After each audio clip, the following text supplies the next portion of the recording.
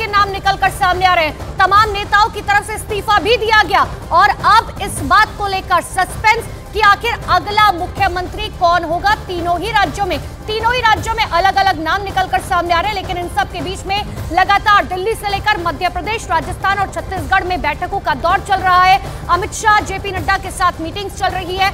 खुद तमाम भारतीय जनता पार्टी के तमाम बड़े जो दिग्गज हैं वो आपस में मीटिंग्स कर रहे हैं, क्योंकि ये तीनों ही राज्य जो है वो बहुत महत्वपूर्ण हो जाते हैं। पहले ही कहा गया था 2024 का सेमीफिनाले जो है इन 5 राज्यों के विधानसभा चुनाव को माना जाएगा। और जिस तरीके से भारतीय जनता पार्टी ने जीत हासिल की है, उसके बाद एक बात कंफर्म हो गई है कि 2024 में भारतीय जनता पार्टी के सामने बहुत ज्यादा चुनौतियां नहीं होंगी। और इसीलिए अब पूरी तरीके से इन सभी बातों को ध्यान में रखते हुए मध्य प्रदेश, राजस्थान, छत्तीसगढ़ के लिए पर्यवेक्षक नियुक्त किया गया है, क्योंकि भारतीय जनता पार्टी ये बात बहुत अच्छे से जानती है कि अभी फिलहाल कोई भी जो है गलती बर्दाश्त नहीं की जाती। सीधे लिए चलते ग्राउंड जीरो पर यतेंद्र मेरे सहयोगी मेरे साथ लगातार बने हुए। यतेंद्र, आखिरकार वही हुआ जो कहा जा रहा था, तीनों राज्यों के लिए पर्यवेक्षक नियुक्त किए गए।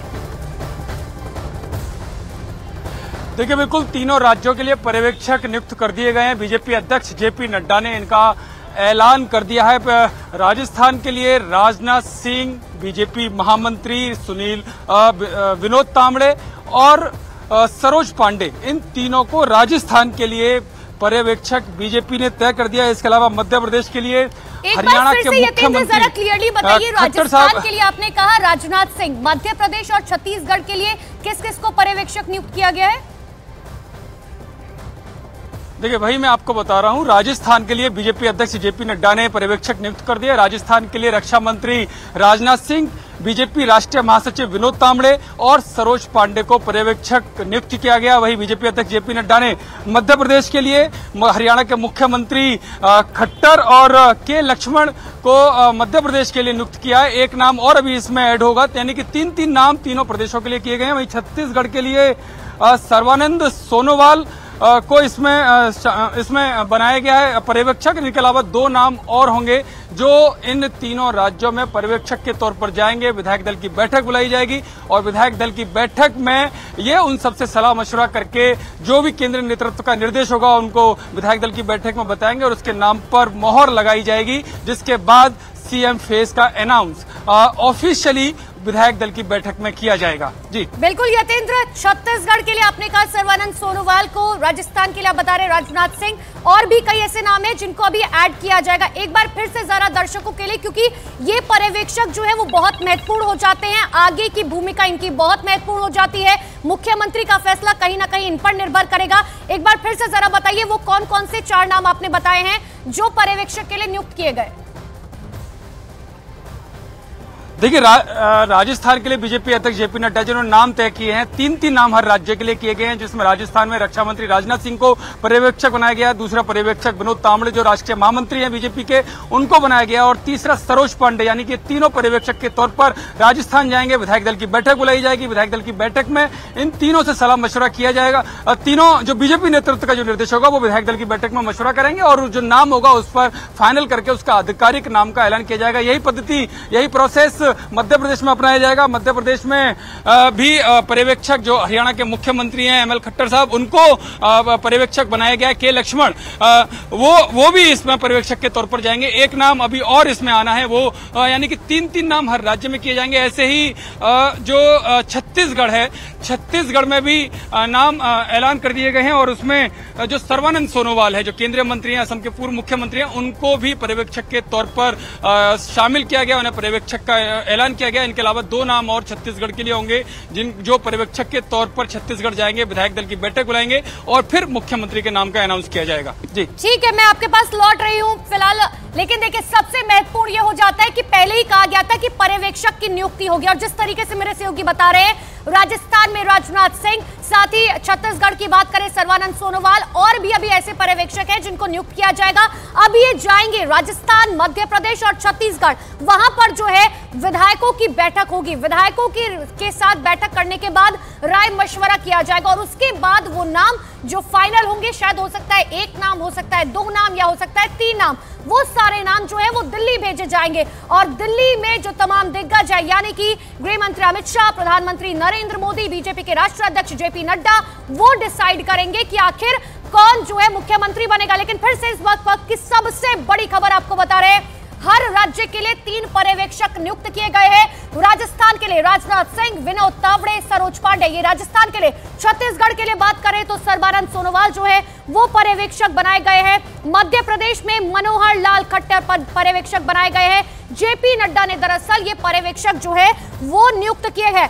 फिर से मैं आपको देखिए एक बार बता देती हूँ, राजनाथ सिंह राजस्थान से, साथ ही सरोज पांडे जो राज्यसभा के सांसद है, विनोद तावड़े जो राष्ट्रीय महासचिव है, उन्हें जो है नियुक्त किया गया है। और सीधे ले चलते यतेंद्र मेरे साथ लगातार बने हुए। यतेंद्र, नाम तो आ गए हैं लेकिन अब आगे की प्रक्रिया जो है वो क्या कुछ होगी और किन तारीख जो है वो डिसाइड की गई है कि आखिर विधायकों के साथ जो है बैठक कब की जाएगी? अपना सवाल दोहराएंगे यतेंद्र? आवाज पहुंच पा रही है आप तक मेरी? जी जी यतेंद्र, मेरा सवाल आपसे यह है कि आगे जब विधायकों के साथ बैठक होनी है, इन तमाम पर्यवेक्षकों की क्या जानकारी है? ये लोग कब राज्य जाएंगे, चाहे मध्य प्रदेश, छत्तीसगढ़ या राजस्थान, और ये बैठकें कब होनी है?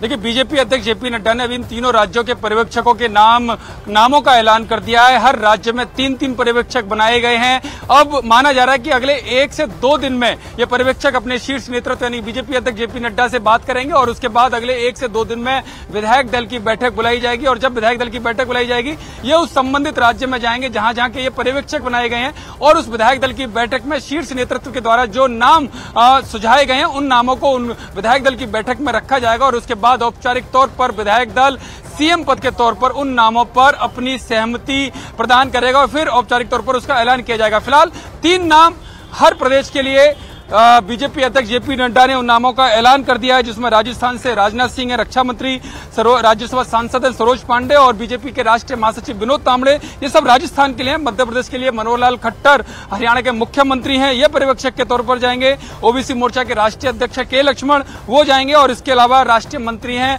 आशा लाकड़ा जो रांची की मेयर भी रही हैं और भी राष्ट्रीय मंत्री हैं बीजेपी की, ये मध्य प्रदेश के 3 ऑब्जर्वर बनाए गए हैं, ये जाएंगे। इसके अलावा छत्तीसगढ़ में अर्जुन मुंडा जो केंद्रीय जनजातीय मंत्री हैं वो, उनके अलावा सर्बानंद सोनोवाल और दुष्यंत कुमार गौतम जो बीजेपी के राष्ट्रीय महासचिव हैं, ये तीनों छत्तीसगढ़ के लिए ऑब्जर्वर बनाए गए हैं। और अब कब इन राज्यों में जाएंगे, अब से कुछ समय के बाद यानी कि शाम तक ये भी तस्वीर क्लियर हो जाएगी कि कब विधायक दल की बैठक बुलाई गई है। जब विधायक दल की बैठक बुलाई जाएगी, ये सभी पर्यवेक्षक अपने अपने राज्यों में जाएंगे और विधायक दल की बैठक में रायशुमारी करके और जो बीजेपी नेतृत्व का जो फैसला होगा उनको बताकर उसके बाद सीएम पद के नामों का ऐलान कर दिया जाएगा। शाम तक ये तस्वीर साफ हो पाएगी कि आखिर ये विधायकों की बैठक जो है वो कब होगी। लेकिन एक बार फिर से अपने दर्शकों को बता दें, राजस्थान के लिए 3 नाम, जहां पर केंद्रीय रक्षा मंत्री राजनाथ सिंह को राजस्थान के लिए रखा गया है, राज्यसभा सांसद सरोज पांडे, राष्ट्रीय महासचिव विनोद तावड़े, ये राजस्थान के लिए 3 पर्यवेक्षक बनाए गए हैं। मध्य प्रदेश की बात करें जिस पर सस्पेंस बरकरार है कि आखिर मुख्यमंत्री कौन होगा, तो वहां पर पर्यवेक्षक के तौर पर हरियाणा के मुख्यमंत्री मनोहर लाल खट्टर, ओबीसी मोर्चा के राष्ट्रीय अध्यक्ष के लक्ष्मण जाएंगे और साथ ही राष्ट्रीय सचिव आशा लाकड़ा। और अगर छत्तीसगढ़ की बात करें जहां पर अभी तक नहीं पता कि आखिर कौन जो है मुख्यमंत्री बनेगा, वहां के लिए भी पर्यवेक्षक डिसाइड किए गए हैं जो केंद्रीय जनजातीय मंत्री हैं अर्जुन मुंडा, वो साथ ही सर्बानंद सोनोवाल जलमार्ग और आयुष मंत्री हैं और साथ ही राष्ट्रीय महासचिव दुष्यंत कुमार गौतम। दरअसल हर जगह जो है वो 3-3 पर्यवेक्षक डिसाइड किए गए हैं। अब देखने वाली ये बात होगी कि आखिर राजस्थान की बात करें, मध्य प्रदेश की बात करें या छत्तीसगढ़ की बात करें, हर जगह सस्पेंस बरकरार है। लेकिन सबकी निगाहें जो है वो राजस्थान पर टिकी हुई हैं। यतेंद्र के पास ले चलते। यतेंद्र, जब चुनावी नतीजे आ रहे थे या जब वोटिंग हुई थी, उस वक्त भी सबकी निगाहें जो है वो सबसे ज्यादा राजस्थान पर टिकी हुई थी और भारतीय जनता पार्टी को भी कहीं ना कहीं इसी बात का डर था कि कहीं राजस्थान जो है वो हाथ से ना निकल जाए। लेकिन अब जब हम देख रहे हैं पर्यवेक्षक के तौर पर, तो सबसे ज्यादा अहम जिम्मेदारी जो है वो किसके ऊपर आएगी? देखिए, बिल्कुल राजस्थान को लेकर जिस तरह की तस्वीरें सामने आ रही थी उसमें कहीं ना कहीं लग रहा था कि कांटे की टक्कर देखने को मिलेगी, लेकिन जो बीजेपी का इंटरनल सर्वे था उसमें वो भरोसा था उन लोगों को कि बीजेपी राजस्थान ही नहीं कि मध्य प्रदेश और छत्तीसगढ़ में भी सरकार बना लेगी। इंटरनल सर्वे में उनको साफ था, लेकिन कई बार कई सीटों पर जिस तरह की स्थिति देखने को मिल रही थी वो कहीं ना कहीं मैसेज दे रही थी कि कांटे की टक्कर हो सकती है। लेकिन जब नतीजे सामने आए तो वो साफ है कि नतीजे बिल्कुल पूर्ण बहुमत की सरकार के आए थे और ऐसे में बीजेपी नेतृत्व के सामने कोई भी चिंता की लकीरें नहीं दिखाई दी और फिलहाल भी नहीं है। और इसी वजह से पिछले कुछ समय से बड़े आराम से सारी स्थितियों को ध्यान में रखते हुए 2024 ही नहीं आने वाले 5 सालों के हिसाब से बीजेपी नेतृत्व लगातार मंथन कर रहा है कि जो राज्य हैं उनके लिए कौन सीएम पद के लिए कौन योग्य व्यक्ति हो सकता है, उस पर वो लगातार मंथन कर रहे हैं। उसमें कई फैक्टर वो ध्यान में रख रहे हैं कि किस जाति के आधार पर क्षेत्र वाइज और उसके सामाजिक और पॉलिटिकल क्या आने वाले जो टारगेट होंगे वो किस तरह से पूरे किए जा सकते हैं। तो उस चेहरे को ध्यान में रखते हुए ये बीजेपी नेतृत्व इस पर फैसला लेगा, चाहे वो राजस्थान हो, मध्य प्रदेश हो, छत्तीसगढ़ हो। उसमें ओबीसी, ट्राइबल, दरकिनार नहीं किया जा सकता है जब राजस्थान में 3 नाम निकलकर सामने आ रहे हैं जिसमें वसुंधरा राजे का नाम नहीं है। लेकिन जब वसुंधरा राजे जेपी नड्डा से मुलाकात करती हैं तो वो ये बताती हैं कि देखिए कौन कहां से जीता, आखिर किसकी उम्मीदवारी ज्यादा स्ट्रांग थी, कौन जो है किसके कहने पर उम्मीदवार बना और कौन जो है कहां पर वीक पड़ा हुआ है। यानी कि वो ये भी बताने की कोशिश करें कि वो कितनी एक्सपीरियंस्ड है राजस्थान को लेकर।